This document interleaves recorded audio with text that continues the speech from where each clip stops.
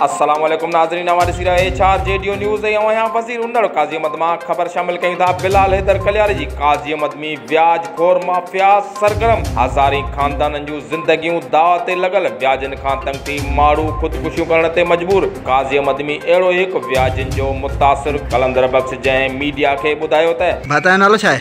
साईं मुंहिंजो नालो कलंदर बख्श आहे। किथे वेठा? मां साईं हिते काज़ी अहमद सरदार कॉलोनी वेठो आहियां। छा मसलो था? मसलो इहो आहे साईं, मूंखे व्याजनि तंग करे छॾियो आहे। कहिड़े हवाले सां व्याजनि तंग कयो आहे? साईं व्याजनि हिन लाइ तंग कयो आहे, मूं पैसा हिननि खे वरिता हिननि खां, पोइ हुननि खे मूं ॾाढा ॾिना आहिनि पैसा, पोइ बि मुंहिंजो जान नथा छॾनि। हाणे मूंखे अहिड़ो हिननि बेज़ार करे छॾियो आहे, या त मां पाण ते पेट्रोल हाले पाण खे बाहि ॾी मारे छॾियां, या त मूंसां इंसाफ़ कयो वञे। मुंहिंजो हक़ मूं हुननि खे ॾिना आहिनि पैसा घणा, पोइ बि मुंहिंजो जान नथा छॾनि।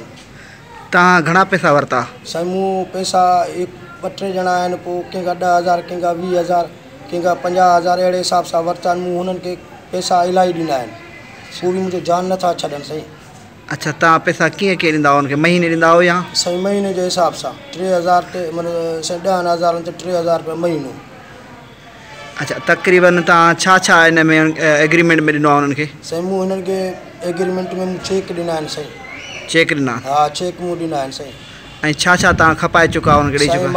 मूं पंहिंजो घरु खपायो, माना जिते 12 लख रुपया मूं ख़र्चु कया पंहिंजो घरु ठाहिरायो। उहो 12 लखनि वारो मूं 6.5 लख में घरु पंहिंजो खपायो इन व्याजनि जे करे।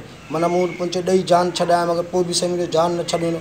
पोइ बि अञा चवंदा तोॾे पैसा असांजा आहिनि, छॾनि कोन था। ॾींहुं राति सुबुह मंझंदि जो जेॾीमहिल केॾीमहिल मुंहिंजे दर ते, मां ग़रीब माण्हू आहियां, दुकान ते बि नथा वेही सघूं, हजाम को कमु कंदो आहियां। नौकिरी कहिड़ी आहे तव्हांजी? साईं नौकिरी मां आहियां चौकीदार आहियां गवर्नमेंट कॉलेज में। सो छॾनि कोन था साईं, परेशान करे छॾियो अथनि। चेक मुंहिंजा हुते फाथा पिया आहिनि।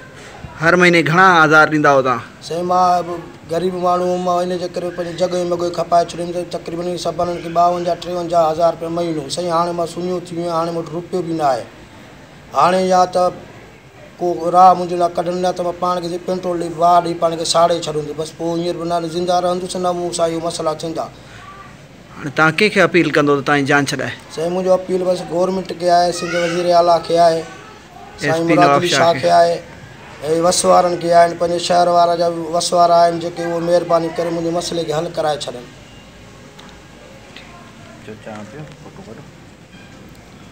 नाज़रीन, हीउ जेको आहे कलंदर बख्श आहे जी हिननि माण्हुनि खां पैसा वरिता आहिनि।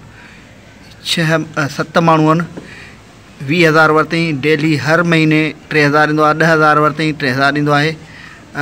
20,000 वरिताईं 3,000 ॾेई चुको आहे। 10,000 वरिताईं 3,000 ॾेई चुको आहे। 80,000 वरितईं 2 लख ॾेई चुको आहे। 10,000 वरितईं 12,000 ॾेई चुको आहे। 80,000 वरितईं 15,000 ॾेई चुको आहे। 30,000 वरितईं 36,000 ॾेई चुको आहे। 20,000 वरितईं 5,000 ॾेई चुको आहे। टोटल हिन जेको खयो हुयो कर्ज़ु, उहो हुयो 2.5 लख, जेको अञा ताईं पियो आहे उनखे लहर न की लोॾो उहो पियो आहे।